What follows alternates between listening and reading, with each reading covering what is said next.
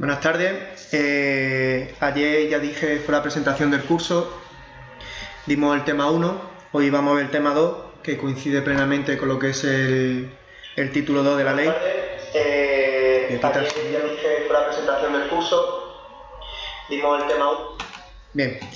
El tema 2, ¿qué es lo que hay en el tema 2? El tema 2, título 2, trata sobre los derechos de las personas en sus relaciones con las administraciones públicas, que lo vemos directamente en el artículo 13.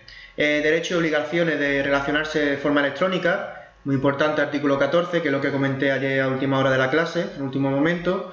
Obligación de resolver, que lo vemos en el artículo 21 en adelante, y el silencio administrativo, también muy importante, que va a depender siempre la típica pregunta muchas veces o cuando nos consulta un amiguete o algo: oye, si no me contesta la administración, ¿qué quiere decir? ¿Me da la razón o no me da la razón?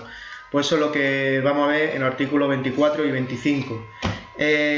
Y términos y plazos, y comentaré la novedad que ha traído esta ley, que declara los sábados también como inhábiles, a diferencia de lo que hacía la antigua ley de procedimiento administrativo. Entonces voy a empezar con el artículo 13, que trata de los derechos. Os voy a poner el cuadro. Os recuerdo que tenéis disponibles los esquemas en la plataforma. Bueno, el artículo 13, que trata sobre los derechos de las personas en sus relaciones con las administraciones públicas, es decir que también está el artículo 53, que también trata de los derechos, pero no de cualquier persona, solamente de los derechos de los interesados en los procedimientos administrativos, que lo veremos en temas más adelante. Entonces, lo que te voy a leer todo el articulado, el artículo número 13, me parece bastante importante, y además todos los ciudadanos tenemos que conocer nuestros derechos. Te dice: tienen derecho a comunicarse con las administraciones públicas a través del punto de acceso general electrónico a la administración, a ser asistido en el uso de medios electrónicos en sus relaciones con las administraciones públicas, a utilizar la lengua oficial en el territorio de la comunidad autónoma, de acuerdo con lo previsto en esta ley y en el resto del ordenamiento jurídico, el acceso a la información pública, archivo y registro, de acuerdo con la ley de transparencia, que es la ley 19/2013, a ser tratado con respeto y deferencia por las autoridades y empleados públicos, que habrán de facilitarle el ejercicio de sus derechos y el cumplimiento de sus obligaciones. Y hago hincapié en esto: a ser tratado con respeto y deferencia por las autoridades y empleados públicos. Por favor, todos aquellos que trabajamos con la administración, tenemos que ser respetuosos con los administrados. A exigir la responsabilidad de a las administraciones públicas y autoridades, cuando así corresponda legalmente. A la obtención y utilización de los medios de identificación y firma electrónica contemplados en esta ley, que lo vimos en artículo 9 y artículo 10, lo vimos ayer. A la protección de los datos de carácter personal y, en particular, a la seguridad y confidencialidad de los datos que figuren en los ficheros, sistemas y aplicaciones de las administraciones públicas, cualquier otro que establezca la Constitución y las leyes, y todo ello sin perjuicio al artículo 53, que lo he dicho al principio, que trata sobre los derechos interesados en el procedimiento administrativo. Ahora vemos el artículo 14, que aquí lo que nos va a establecer es quién está obligado a relacionarse de forma electrónica con las administraciones públicas y quién no. Parto y ya inicio, que te dice: las personas físicas no están obligadas a relacionarse de forma electrónica con las administraciones públicas. Ellos pueden decidir en cualquier momento si hacerlo o no hacerlo. Y si deciden iniciar el procedimiento a través de medio electrónico y a mitad del procedimiento decide que quiere seguir a lo tradicional, a lo papel, para que me entendáis, lo puede hacer y decidir libremente, y está en su pleno derecho. En el punto 2 te establece la obligatoriedad de relacionarse de forma electrónica para las personas jurídicas, todas, para todas las entidades sin personalidad jurídica, también a quienes ejerzan una actividad profesional para la que se requiera colegiación obligatoria para los trámites y actuaciones que realicen con las administraciones públicas, un ejercicio de su dicha actividad profesional, dígase un notario, por ejemplo, o los abogados cuando trabajan con la administración de justicia. Y que en todo caso, dentro de este colectivo se entenderá incluidos, los notarios, registradores de la propiedad y los mercantiles. También están obligados a relacionarse de forma electrónica con las administraciones públicas quienes representan a un interesado que esté obligado a relacionarse de forma electrónica, y también los empleados públicos. Te dice: los empleados públicos de las administraciones públicas, los empleados de las administraciones públicas para los trámites y actuaciones que realicen con ellas por razón de su condición de empleado público, en la forma que se determine reglamentariamente por cada administración. Entonces será cada administración la que establezca de forma reglamentaria qué tipo de trámite y cuándo el empleado público tiene que realizar las tramitaciones de forma electrónica. No obstante, te deja en el punto 3, te abre la ventana que a la posibilidad de que reglamentariamente, para determinados procedimientos, determinados colectivos de personas físicas, se establezca esa obligatoriedad de relacionarse de forma electrónica con la administración. Artículo 15 trata de la lengua de los procedimientos. Voy a ser breve con esto. La lengua de los procedimientos, como norma general, será el castellano. ¿De acuerdo? Te dice, no obstante, en aquellas comunidades autónomas que tengan una lengua cooficial, como a día de hoy solamente está Galicia, el País Vasco y Cataluña, podrá decidir en cualquier momento utilizar una lengua u otra. Cuando hay en una comunidad autónoma que tiene dos lenguas cooficiales, imaginemos por ejemplo en Cataluña, ¿no?, que está ahora en las noticias todo el día, pues cuando hay varios interesados en el procedimiento y hay algún tipo de conflicto entre ellos por el tema de la lengua a utilizar, para dirimir cualquier tipo de problema se usa el castellano. No obstante, cualquiera de los interesados puede exigir que toda esa información o documentación que se le remita a él sea en la lengua elegida. En este caso, el ejemplo que he puesto, por catalán o el castellano. Y te dice, no obstante lo anterior, te dice, los interesados que se dirijan a los órganos de la Administración General del Estado con sede en el territorio de una comunidad autónoma podrán utilizar también la lengua cooficial en ella. ¿Qué quiere decir? Que, por ejemplo, si un ciudadano que está en Cataluña quiere solicitar, imaginaros, un funcionario público que está en Cataluña quiere hacer cualquier solicitud a un ministerio, digamos, y lo cursa la documentación a través de la delegación del gobierno de allí, lo puede hacer en catalán, ¿vale? No obstante, te dice que toda esa documentación que deba surtir efectos fuera de lo que es esa comunidad autónoma tendrá que ir en castellano. En relación con eso, después tenemos los registros. Recuerdo, artículo 16, los registros no entrarán en vigor, bueno, el registro electrónico no entrará en vigor hasta el 2 de octubre de 2020, ¿de acuerdo? Te dice, cada administración dispondrá de un registro electrónico general. Cuando te dice cada administración, recordad lo que dije ayer, el concepto de administración, que sería Administración General del Estado, comunidad autónoma, entidades locales y organismos autónomos, bueno, organismos públicos o entidades públicas dependientes de la Administración General del Estado. Dice, podrá tener un registro electrónico general. La Administración General del Estado pues se llamará Registro Electrónico General de la Administración y te dice que funcionará como un portal que facilitará el acceso a los registros electrónicos del organismo. Esa disposición de creación en la que se crea ese registro público debe especificar el órgano o unidad que se responsabiliza de su gestión y así como la fecha y la hora oficial y los días declarados como inhábiles. Por curiosidad, si os metéis en cualquier página de la Ciudad Autónoma de Melilla, pues veréis en la sede, creo que es la sede electrónica que tienen ahí, te aparece la hora oficial, la fecha oficial y te viene un calendario con los días inhábiles y aparte tenéis la pestañita también de registro. Dice, los asientos se anotarán respetando el orden, los asientos de cada registro se anotarán respetando el orden temporal de recepción o salida de los documentos e indicarán la fecha del día en que se producen. ¿Qué datos de qué tipo de información tiene que constar cada asiento? Pues cada asiento del registro tiene que venir con un número, un epígrafe expresivo de su naturaleza, la fecha y hora de su representación, identificación del interesado, persona u órgano administrativo al que se envía, ¿vale? Y una vez que está todo eso, para ello se emitirá automáticamente un recibo consistente en una copia autenticada del documento que se trate, incluyendo la fecha y hora de presentación y ese número de registro de entrada, que es el que tenemos que guardar siempre. Dice, los documentos que los interesados dirijan a los órganos de administraciones públicas podrán presentarse en los siguientes sitios. Y esto también hay una modificación en relación con la antigua ley de procedimiento y creo que era un real decreto, no me acuerdo qué norma regulaba el tema de los registros de documentos de la administración. Podemos presentar cualquier tipo de documentación en los registros electrónicos de la administración u organismo al que se dirijan, así como en los restantes registros electrónicos de cualquiera de los sujetos que se refiere al apartado 1 del artículo 2, me refiero que te hacía mención al sector público, por tanto, se refiere a cualquier registro electrónico de la Administración General del Estado, comunidad autónoma, entidades locales o sector público institucional, ¿vale? Y te dice la regulación anterior, bueno, la regulación anterior que regulaba esto era el Real Decreto 772 del 99, que quedó derogado también, que solamente que no incluía todo el sector público, era más restringido. En este caso sí se puede presentar en cualquier registro electrónico de lo que se entiende por sector público.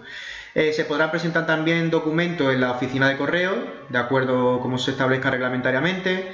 en las representaciones diplomáticas u oficinas consulares de España en el extranjero, en la oficina de asistencia en materia de registro y en cualquier otro que establezca disposiciones vigentes. Entonces, si queréis echar, por ejemplo, las subvenciones o la ayuda a las matrículas universitarias, la queréis echar a través de la declaración de gobierno, es totalmente legítimo, ¿de acuerdo? Podéis cursar la solicitud de subvenciones o de ayuda universitaria en la delegación de gobierno, y la delegación de gobierno por lo que tendrá que hacer es digitalizar, escanear esa petición y enviarla a la ciudad autónoma, al órgano competente. Te dice, los registros electrónicos de todas y cada una de las administraciones deberán ser plenamente interoperables, ¿de acuerdo? Y ahora, ¿qué es lo que pasa con el registro presencial? Si en vez de sede electrónica lo hacemos presencialmente, a la antigua usanza, bueno, te dice, los documentos presentados de manera presencial ante las administraciones públicas deberán ser digitalizados por la Oficina de Asistencia en materia de registro en la que haya sido presentado para su incorporación al expediente administrativo electrónico, devolviéndose los originales al interesado. En relación con esa documentación original, ya no hay que entregarla. Ahora, si habría que entregarla de forma seccional. ¿De acuerdo? De forma excepcional había que entregar documentación original. Ahora lo que te hace es escanear toda documentación y te la devuelven, como norma general. El archivo, artículo 17, el archivo de los documentos, igual que el registro general, entra en vigor el 2 de octubre de 2020. ¿Qué es el archivo? El archivo es aquel, sería el archivo electrónico único, ¿vale? En donde se custodian todos aquellos todos los documentos y todos los expedientes de los procedimientos finalizados.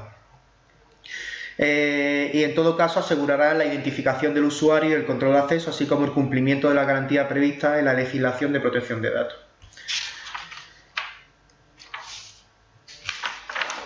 En el apartado 2 de ese mismo artículo te dice, los interesados en un procedimiento que conozcan, bueno, esto es, que me voy directamente, artículo 18, ¿vale? Colaboración de las personas. Disculpadme. En relación con la colaboración, pues bueno, te establece por ley la obligatoriedad de informar a la administración cuando se conozca la identidad de un interesado en el procedimiento, te obliga directamente a tener que proporcionarle esa información a la administración y te dice cuando las inspecciones requieran la entrada en un domicilio del afectado o en los restantes lugares que requieran autorización del titular, se estará lo dispuesto en el artículo 100. El artículo 100 lo que regula es la ejecución forzosa, lo veremos en el tema 4 de lo que es el procedimiento administrativo.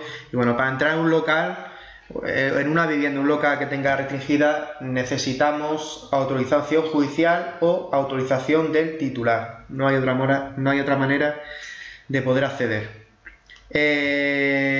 Comparecencia de las personas.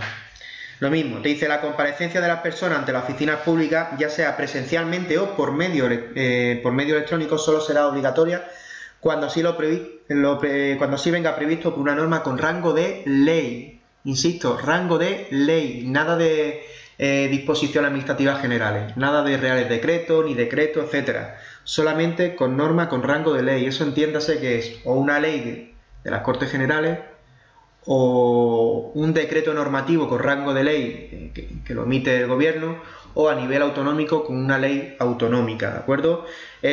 Por ejemplo, pues bueno, cuando estamos cobrando el paro o cualquier tipo de subsidio por parte de la Seguridad Social y nos llega una carta y nos dice, oiga usted, para verificar que no está usted residiendo en el extranjero, se le cita tal día para que venga aquí, para que se persone en la oficina de la Seguridad Social con su documento. En caso de no venir, o se le sancionará. ¿Cómo? Pues se le retirará la subvención o tendrá una multa, etcétera, etcétera. Pero eso no es porque el funcionario o porque la autoridad pertinente ha decidido convocarnos y... No, eso es porque te viene establecido con una norma con rango de ley, en este caso pues la ley de la Seguridad Social. Tema de la responsabilidad de la tramitación. Y esto sí que nos afecta directamente para todos los que llevamos algún tipo de tramitación o de expediente, etcétera. Responsabiliza de forma compartida tanto al titular de la unidad administrativa como al personal servicio de las administraciones públicas que tuviera a cargo la resolución o el despacho del asunto. Estos serán directamente responsables de esa tramitación, ¿vale? Te dice, los interesados podrán solicitar la exigencia de esa responsabilidad de administraciones públicas de que dependa el personal afectado. Imaginemos, por ejemplo, bueno, que se solicita una beca por lo que sea, no se tramita adecuadamente, al final se pasa el plazo o entendemos que por silencio administrativo desestimatoria, pero resulta que ha habido una tramitación viciada. Bueno, pues en tal caso podríamos pedir responsabilidad a la administración. Perdonadme porque he ido leyendo, pero no he ido colocando aquí. Bueno, este es el esquema sencillito, lo tenía ahí disponible en la plataforma y entro con una parte, yo diría que es de las más importantes de este tema, que es el tema de la obligación de resolver y el silencio administrativo. Aquí espero ayudaros porque esto crea muchísimas dudas y esto es muy importante. Vamos a ver. ¿Qué es lo que pasa cuando se inicia un procedimiento y al final pasa el tiempo y no nos llega la carta o no nos notifican nada? ¿Qué debemos entender?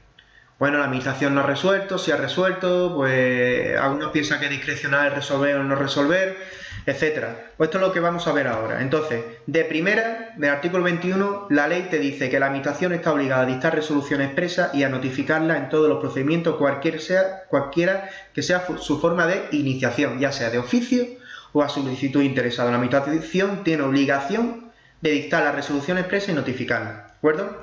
Nada más que hay una excepción, dice se efectúa la obligación los supuestos de terminación de procedimiento por pacto o convenio. Esto quiere decir que cuando llegamos a un acuerdo con la administración, el órgano competente lo que hace es manifiesta este motivo y se finaliza el procedimiento.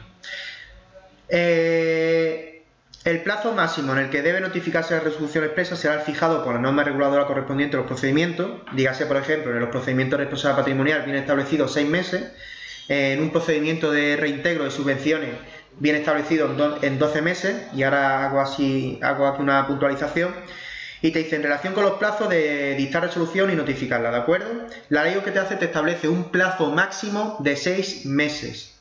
O sea, ningún procedimiento puede durar más de 6 meses, salvo que una norma con rango de ley o una norma europea establezca lo contrario.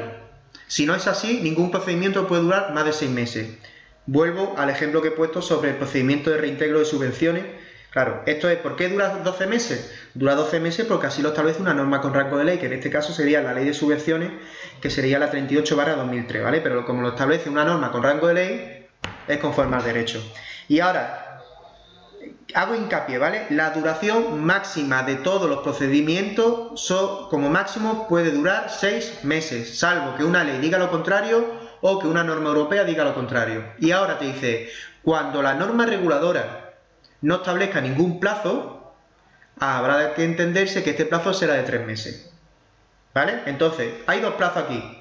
Uno, el plazo máximo para todos los procedimientos es como un techo, ¿vale?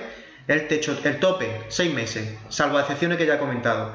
Pues te dice, pero cuando la norma reguladora no establezca plazo ninguno, este será de 3 meses. Por ejemplo, el procedimiento administrativo común. No hay ningún solo artículo en el que diga el plazo de resolución tal son 3 meses. No, se sobreentiende que son 3 meses. ¿De acuerdo? ¿Desde cuándo empieza a contar? Pues empieza a contar dependiendo si se ha iniciado de oficio o a instancia de parte. En los procedimientos iniciados de oficio empieza a contar el reloj desde la fecha de la acuerdo de iniciación, y en los procedimientos iniciados a solicitud del interesado empieza a contar desde que tiene entrada en el registro electrónico de la administración competente para su tramitación. El ejemplo otra vez del tema de la ayuda universitaria. Si yo solicito un día 1 ¿de qué estamos todos? Un día 1 de noviembre la ayuda para matrícula universitaria y los cursos a través de la delegación de gobierno, no empiezo a contar el reloj. El reloj empezará a contar desde que esa ayuda llegará a la correspondiente consejería, que creo que era la de los ciudadanía, ¿no? No me acuerdo cuál era. Pero estamos, el tema es que hasta que no llega al registro del órgano competente para la tramitación, no es cuando empieza de verdad a contar el reloj, ¿de acuerdo? Te dice, la administración pública informará a lo interesado el plazo máximo establecido para la resolución de los procedimientos y para notificaciones de los actos que pongan su término, con lo que pongan término, así como de los efectos que puedan producir el silencio administrativo. ¿Esto cómo se hace? Pues bueno, cuando nos llega la cartita de la notificación que te dice se ha iniciado de oficio una tramitación, pues aquí ya nos dice esa información, o cuando se inicia solicitud de interesado en un plazo, nos tiene que llegar también la comunicación de que se ha iniciado y tiene que venir esa información. Si vais, por ejemplo, esto me recuerda que ahí la ciudad autónoma sí lo tiene muy bien puesto, que en cualquier tramitación que lleva en la página suya web, ahí aparece el plazo máximo del procedimiento, el significado del silencio administrativo, etc. Dice, el personal servicio de administraciones públicas que tenga a su cargo el despacho de asuntos, así como titular del órgano administrativo, competentes para instruir y resolver son directamente responsables del cumplimiento de la obligación legal de dictar resolución expresa en el plazo. Estos incumplimientos pues, puede llevar a cabo pues, responsabilidad, incluso por su momento por la remoción del puesto de trabajo. Paso al artículo 22. Esta es una novedad que no regulaba la antigua ley 30/92 del procedimiento administrativo y régimen jurídico. Este te dice suspensión del plazo máximo para resolver. ¿Qué quiere decir? Que si, por ejemplo, en un procedimiento de responsabilidad patrimonial ya sabemos que dura como máximo 6 meses, porque así te viene prescrito en la ley, ese no quiere decir que desde que yo solicito una reclamación por responsabilidad patrimonial hasta que me notifiquen la resolución tienen que pasar como máximo 6 meses, no, puede pasar tranquilamente 7, 8, 9 meses, dependiendo de cuánto tiempo haya estado suspenso el procedimiento. Y esos casos, los que puede estar suspenso el procedimiento, es lo que regula el artículo 22. Entonces, dos cosas. El punto 1 te habla de una serie de circunstancias en las que te dice se podrá suspender el plazo máximo para resolver. Y en el punto 2 del artículo 22 solamente aparecen 3 casos en los que se suspenderá en todo caso el plazo máximo para resolver. Entonces, solamente voy a leer uno del punto 1 que te dice transcurrido el plazo máximo el transcurso del plazo máximo legal para resolver un procedimiento y notificar la resolución, se podrá suspender en los siguientes casos. Entre otros, pues pongo por ejemplo cuando deba requerirse cualquier interesado para subsanación o deficiencia de aportación de documentación, etcétera. Estos son los plazos de 10 días hábiles que nos dan cuando nos falta una documentación. Nos llaman o nos llega una carta y nos dice tiene usted que aportar el padrón, ¿de acuerdo? Bueno, ya comentaré con el tema ese de aportar documentación que emite la administración. Bueno, imaginemos que dice tiene que usted aportar una fotocopia o 2 fotos de carnet o un certificado de que está usted matriculado en X cosas. Bueno, pues nos suelen dar 10 plazos, el plazo de 10 días hábiles. Durante ese plazo, hasta que se aporta documentación, el plazo máximo a resolver queda suspenso, ¿de acuerdo? Y después voy a leer en los 3 casos los que se suspenderá en todo caso, que es cuando una administración pública requiera a otra para que anule o revise un acto que entienda que es ilegal y que constituye la base para que la primera haya de estar en el ámbito de sus competencias o resolver cualquier tipo de procedimiento, y te dice hasta que se resuelva el contencioso administrativo. O sea, esto puede estar paralizado, pues imagínense cuánto tiempo puede durar un contencioso administrativo. En otro caso también que se suspenderá, te dice cuando el órgano competente para resolver decida realizar alguna de las actuaciones complementarias, que tendrán que realizarse en el plazo máximo de 15 días, durante ese periodo también se suspende el plazo máximo para resolver. Y por último, te dice cuando los interesados promuevan la recusación en cualquier momento de la tramitación del procedimiento, ¿vale? Entonces, si sabemos que el órgano superior en relación con la recusación, bueno, otra cosa, la abstención y recusación no se regula en la ley de procedimiento administrativo, habría que acudir a la ley 40/2015, su artículo 23-24, si no me equivoco, que regula la abstención y recusación.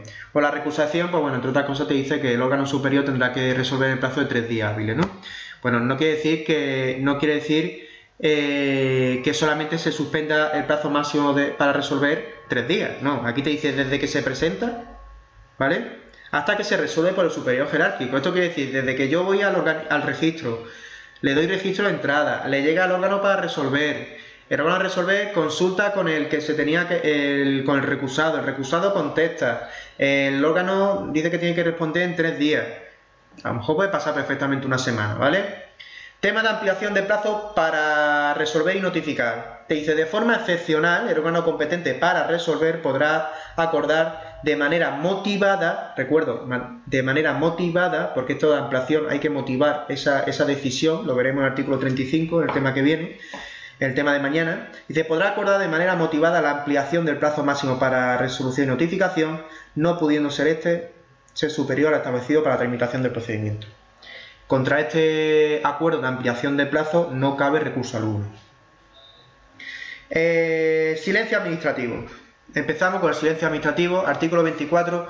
Va a depender si el procedimiento se ha iniciado de oficio o si el procedimiento se ha iniciado a instancia de interesado, ¿de acuerdo? Voy a empezar con el artículo 24, que es el que prácticamente nos afecta a la gran mayoría de ciudadanos, que es el silencio administrativo en procedimiento iniciado a solicitud del interesado. Como norma general, ya parto de como norma general, cuando el procedimiento se haya iniciado a instancia del interesado y no nos notifique la resolución en plazo, quiere decir que, por ejemplo, en responsabilidad patrimonial, no voy a poner ese ejemplo, en cualquier otro de subvenciones, por ejemplo, debemos entender la estimada. Quiere decir que como norma general el silencio administrativo es estimativo. No obstante, la ley te define una serie de casos en los que se debe entender desestimado, como puede ser. Aquí está, como puede ser. El silencio tendrá efecto desestimatorio en los procedimientos relativos al ejercicio de derecho de petición, al que se refiere el artículo 29 de la Constitución, aquellos cuya estimación tuviera como consecuencia que se transfirieran al solicitante o a terceros facultades relativas al dominio público o al servicio público, impliquen el ejercicio de actividades que puedan dañar el medio ambiente y en los procedimientos de responsabilidad patrimonial de las administraciones públicas. Además, también deberá entenderse desestimatorio todos los procedimientos relativos a la impugnación de los actos y disposiciones y en los de revisión de oficio iniciados a solicitud de los interesados, ¿vale? Y ahora hay una excepción, te dice, no obstante, cuando el recurso de alzada, que lo veremos en el tema 5, cuando el recurso de alzada se haya interpuesto contra la desestimación por silencio administrativo de una solicitud por el transcurso del plazo, se entenderá estimado el mismo si, llegado el plazo de resolución, el órgano administrativo competente no dictase y notificase resolución expresa, siempre que no se refiera a las materias enumeradas en el párrafo anterior. Esta coletilla de siempre que no se refiera a la materia enumerada en el párrafo anterior es una novedad que ha incorporado la nueva ley. ¿Por qué? Porque por esa pereza de la administración y esa falta en su obligación de resolver, la antigua ley de procedimiento administrativo permitía dar la razón a los interesados por esa permisividad de la administración. Si yo era un militar profesional y solicitaba a la administración, a Defensa, que me concediera la condición de tropa permanente, Defensa ni me contestaba. Yo cogía y recurría en este caso a una alzada, ¿no? Recurro a una alzada. ¿Y qué pasaba? Que pasado 3 meses, Defensa tampoco contestaba. ¿Qué es lo que pasaba de acuerdo con la ley de procedimiento administrativo? Anterior, me refiero a la anterior, te decía, cuando un recurso de alzada se haya interpuesto contra un silencio administrativo, como la primera decisión que tomó Defensa de no contestar, y a su vez la resolución del recurso de alzada se produce por silencio administrativo, ¿vale? Se debe entender estimada. ¿Qué es lo que pasa? Que a mí la administración, por no actuar, me concedía la condición de tropa permanente. Bueno, pues ahora no. Ahora lo que te dice es siempre y cuando no se refiera a las condiciones, a la materia enumerada en el párrafo anterior. O sea que estamos exactamente igual. El tema del silencio administrativo, cuando el silencio sea estimativo tendrá todo el efecto de un acto administrativo finalizador del procedimiento, ¿de acuerdo? Me da la razón y lo puedo hacer valer por cualquier medio permitido en derecho o solicitando un certificado que lo comento ahora. Pero, ¿qué es lo que pasa cuando es desestimatorio? Es una ficción jurídica, no se produce un acto, simplemente lo que nos permite es poder recurrir ese acto.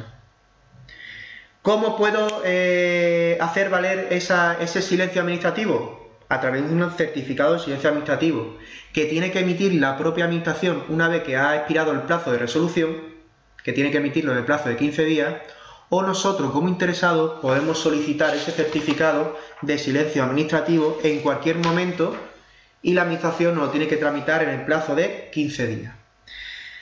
Paso al artículo 25. Falta de resolución expresa en procedimiento iniciado de oficio. Cuando en los procedimientos iniciados de oficio se vence el plazo máximo para resolver y notificar, dependiendo la materia que se trate, habrá que entenderla desestimada o caducada. Por ejemplo, en los casos de los procedimientos de los que pudiera derivarse reconocimiento, en su caso, la constitución de derecho u otra situación jurídica favorable, los interesados que hubieran comparecido podrán entender desestimadas sus pretensiones si la administración no resolvió y notificó en plazo. Insisto, esto es solamente los procedimientos iniciados de oficio. Por ejemplo, responsabilidad patrimonial. Hemos visto que la responsabilidad patrimonial, cuando se inicia a instancia de parte, a instancia de interesado, si no nos contesta, debemos entenderla desestimada, ¿vale? Por ejemplo, se inicia de oficio, están arreglando la acera o están reparando una farola, esa farola pues se cae y daña una fachada. La administración, pues bueno, lo que hace la administración, inicia un procedimiento de oficio de responsabilidad patrimonial, cita a las partes, a los posibles interesados en el plazo de 10 días para que aleguen y pasados 6 meses no resuelve. ¿Qué deben entender los interesados en ese caso? Por este caso, como podría proceder a algún tipo de una situación jurídica favorable, pero en este caso sería una indemnización, tienen que entender que es desestimada. En otro caso te dice, los procedimientos en que la administración ejercite potestades sancionadoras o en general de intervención susceptible de producir efectos desfavorables o de gravamen, se producirá la caducidad. Si Hacienda nos llama, inicia un procedimiento, bueno, esto lo digo como ejemplo, ¿vale? No conozco la normativa de Hacienda, ellos llevan un procedimiento independiente, ¿vale? Pero bueno, pongo un ejemplo para que imaginemos, no, mira, se inicia un procedimiento de reintegro de una subvención, ¿vale? En su día la administración nos concedió una subvención para poder pagar la matrícula de la universidad y nosotros con ese dinero, pues bueno, con ese dinero ni lo destinamos a la matrícula, ni aprobamos ni una sola asignatura. Entonces lo que hace la administración, pues bueno, nos hace un procedimiento de reintegro que nos dicen, devuelvan usted toda la subvención que se le ha dado, ¿vale? En este caso sí que es perjudicial. No es sancionadora, pero sí es perjudicial, pues tenemos que devolver un dinero. En este caso, ¿qué es lo que pasa si pasado 12 meses, que es lo que dura un procedimiento de reintegro, la administración no resuelve? Que el procedimiento caduca. Ni es estimatorio ni es desestimatorio. El procedimiento caduca, ¿vale? El tema de la emisión de documentos por administraciones públicas, artículo 26, y con esto solamente lo que voy a comentar es que se entiende por documento público administrativo todos los válidamente emitidos por los órganos de administraciones públicas, ¿vale? Que emitirá en formato electrónico siempre. No voy a hacer comentarios nada más. Y quiero irme directamente al artículo 30, que ya estamos en el capítulo 2, que trata términos y plazos. Y te dice, artículo 30, paso el esquema.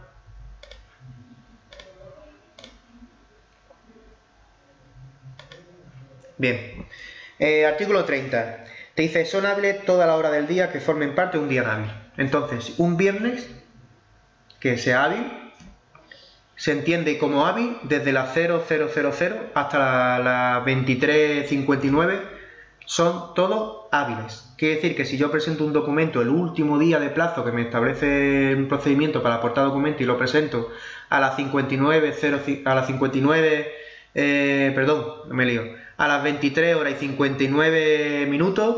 y la sede electrónica me lo admite, digo sede electrónica porque no hay ninguna oficina en materia de registro abierta a la noche.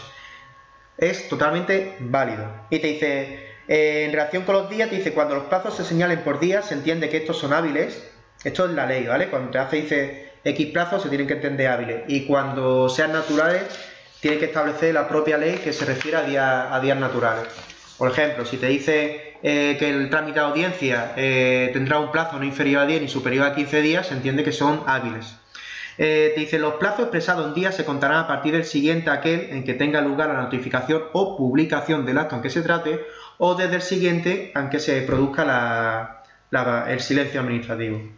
Entonces, si sale mañana una publicación en el Boletín Oficial del Estado, una publicación en el Boletín Oficial de la Ciudad Autónoma de Melilla convocando ayudas para los colegios, bueno, el plazo empezará a partir del día siguiente. Igual que si nos llega a nosotros hoy, día 3 de octubre, nos llega una notificación, el plazo empezaría a contar a partir del día siguiente. Si el plazo se fija en meses o años, esto se empezará a computar a partir del día siguiente de la notificación o publicación y finaliza el mismo día de esa notificación o publicación. Esto en el curso anterior, en la edición anterior, me lo preguntaba. ¿Qué quiere decir? Que si, por ejemplo, nos ponen de plazo un mes y a mí me notifican hoy, día 3, que tengo que presentar una documentación y que tengo el plazo de un mes, el plazo empezaría a contar a partir del día 4 de octubre y finalizaría el mismo día 3 de noviembre. ¿Vale? Ese sería el ejemplo. Te dice, cuando el último día sea inhábil, se entenderá prorrogado al primer día hábil siguiente. Por ejemplo, hace poco fue el día de Melilla, el 17, que fue el lunes, que si se nos hubiese acabado el plazo el día 17, pues bueno, se entendería que el plazo acabaría el día 18, que fue martes. Dice, cuando un día fuese hábil y en el municipio o comunidad autónoma en que residiese el interesado, e inhábil en la sede de órgano administrativo, o a la inversa, se considera inhábil en todo caso. En este mismo ejemplo que he puesto yo del día de Melilla, que fue el día 17, que era día hábil para el resto de España, pues en tal caso, para llevar cualquier tipo de tramitación, tendría que entenderse inhábil, ¿vale? Para el interesado. También hace referencia a que los sábados se consideran también inhábil, cosa que no reconocía o que no se estipulaba así en la antigua ley de procedimiento. Entonces ahora solamente son días hábiles de lunes a viernes. Sábado, domingo y festivo son días inhábiles. Entonces, si vemos que nos dan un plazo de 10 días, esto tenemos que entender que son hábiles y cubre 2 semanas. Tema de ampliación. No es ampliación del plazo máximo a resolver, es ampliación de los plazos, ¿vale? Y es cuando haya mucha carga de trabajo, etcétera, el órgano competente pues, podrá ampliar el plazo, pero que no podrá exceder de la mitad de los mismos, ¿vale? Cuando haya algún tipo de incidencia técnica, pues bueno, tendrá que notificarle y conceder como mínimo el mismo tiempo que se ha perdido a los usuarios.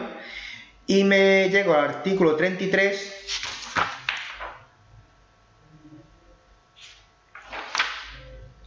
Llego al artículo 33, bueno, no, antes me he saltado aquí el artículo 31, perdonadme, que te dice de los cómputos de los plazos. Te dice que el funcionamiento del registro electrónico se regirá por las siguientes reglas, ¿vale? Ese registro electrónico que tiene que ver en todas las administraciones, dice, permitirá la presentación de documentos todos los días del año durante las 24 horas. A los efectos del cómputo de plazo fijado en días hábiles y en los que se refiere el cumplimiento de plazo por interesado, la presentación de un día inhábil se entenderá realizada a la primera hora del día hábil, el siguiente. Dice, los documentos presentados en el día inhábil se reputarán anteriores según el mismo orden a los que fueran el primer día hábil anterior. Y te dice, el inicio del cómputo de los plazos que hayan de cumplir las administraciones públicas vendrá determinado por la fecha y hora de presentación del registro electrónico de cada administración pública. ¿Qué es lo que quiere decir? Que si, por ejemplo, seguimos con el ejemplo de solicitar ayuda universitaria, nosotros empieza el plazo, ¿hoy qué es? Hoy es miércoles, bueno, pues empieza el plazo el lunes que viene, el lunes 8. Empieza el plazo el lunes 8 y ya está disponible el registro electrónico de la Ciudad Autónoma de Melilla, yo el mismo domingo a las 10 de la noche podría en teoría darle registro de entrada en sede electrónica y además, si nadie se me ha adelantado, esa solicitud sería la primera de todas. ¿Por qué? Porque esa presentación en día inhábil se computará como presentada la primera hora del día hábil siguiente. Vuelvo al artículo 33, que es tramitación de urgencia. Vamos a ver. Puede haber una tramitación ordinaria, que es la que establece el procedimiento de por sí. Puede haber una tramitación simplificada, que es lo que antes en la antigua ley llamaba procedimiento abreviado, que aquí en este caso se llama tramitación simplificada, que te lo regula mejor que lo hacía antes. Y está la tramitación urgente, ¿vale? De urgencia. Característica de la tramitación de urgencia, dice, cuando razones de interés público lo aconsejen, se podrá acordar de oficio o a petición del interesado la aplicación al procedimiento de la tramitación de urgencia, por la cual se reducirán a la mitad los plazos establecidos para el procedimiento, salvo el de presentación de solicitud y el de recurso. ¿Qué quiere decir? Que, por ejemplo, el trámite de audiencia, que te dice que te establece un plazo, que será por un plazo no inferior a 10 días ni superior a 15, o la práctica de las pruebas, igual todos esos plazos se reducen a la mitad, salvo el de presentación de solicitudes y el de recursos. Entonces, si contra un acto de trámite que me impide continuar el procedimiento, cuando fuese expreso, tengo un plazo de un mes para presentar un recurso de alzada, aunque sea por tramitación de urgencia, sigue siendo el plazo de un mes, no se altera, ¿vale? Contra el acuerdo de tramitación de urgencia no cabe recurso tampoco, ¿vale? Entonces, no cabe recurso ni contra el acuerdo de ampliación del plazo máximo para resolver, ni contra el acuerdo de continuar el procedimiento por tramitación de urgencia, ¿vale? Con esto finalizamos el tema. Y hago hincapié en 1, artículo 13. Os lo voy a poner aquí. Ahora mismo me estáis siguiendo 2 personas, pero bueno. Vamos a ver. Artículo 13. Derecho de las personas en sus relaciones con administraciones públicas, sin perjuicio de lo que dice el artículo 53, que serían los derechos de los interesados en el procedimiento administrativo. Artículo 14. Aquí es donde nos viene todas aquellas personas que están obligadas a relacionarse electrónicamente con las administraciones públicas y quienes no lo están. La lengua de los procedimientos, el castellano, salvo las comunidades autónomas que tengan lengua cooficial. El tema de registro, recordar el tema de registro, el tema de archivo, registro y archivo, 2 de octubre de 2020. Las comparecencias personal, solamente cuando lo establezca una norma con rango de ley. Importante esto que estáis viendo ahora, artículo 21, obligación de resolver independientemente cómo haya sido la forma de iniciación del procedimiento. Artículo 22, suspensión del plazo máximo para resolver. Recordad que en el punto 1 se establece cuándo se podrá suspender y en el punto 2 te dice que se suspenderá. Ampliación de plazos para resolver, que lo he comentado, y el silencio administrativo, 24 y 25. 24, cuando es silencio administrativo en los procedimientos se ha iniciado por el interesado, recordemos que como norma general será siempre estimativo, salvo en los casos tasados que aparece ahí en la ley, y en relación con el recurso de alzada, recordad que ya no es como antes, que ya si se trata uno de esos casos, derecho de petición, responsabilidad patrimonial, etcétera, se debe entender desestimado en todo caso. Y la falta de resolución expresa cuando la iniciación ha sido de oficio, ¿vale? Que depende si sería un procedimiento que pudiese causar gravamen o pudiese producir algún tipo de gratificación a los interesados, pues dependiendo de uno u otro, será desestimatorio o producirá la caducidad. Y esto ha sido el tema 2. Mañana a las 5:30 vamos a ver el tema 3, que trata sobre los actos administrativos. Ahí vamos a ver, en lo más interesante de ahí, vamos a ver el tema de la validez de los actos. Veremos artículo 47 y artículo 28, que veremos cuándo los actos son nulos y las disposiciones administrativas son nulos de pleno derecho. El tema también de la anulabilidad, ¿vale? Lo que se conocía también como transmisibilidad también entra ahí, el tema de la convalidación, conservación de los actos, todo eso lo vemos mañana a las 5:30 y bueno, recordad que tenéis la plataforma, los esquemas, tenéis los test de autoevaluación por tema, recordad por favor que tenéis que finalizar todos los test de este curso y enviarme el supuesto práctico, lo voy a ir repitiendo a ver que termine la clase porque no me gustaría que alguien se quedase sin validar el curso porque le falta algún test o porque se ha olvidado enviarme el supuesto práctico. Como siempre digo, estoy a vuestra entera disposición en la plataforma, yo cada por estoy consultándola por si alguien ha conectado algo o ha colgado algo en el foro. Y bueno, muchas gracias a los que estáis aquí en directo y a los que me veáis, si me veis en diferido, pues bueno, un saludo. Que tengáis buena tarde.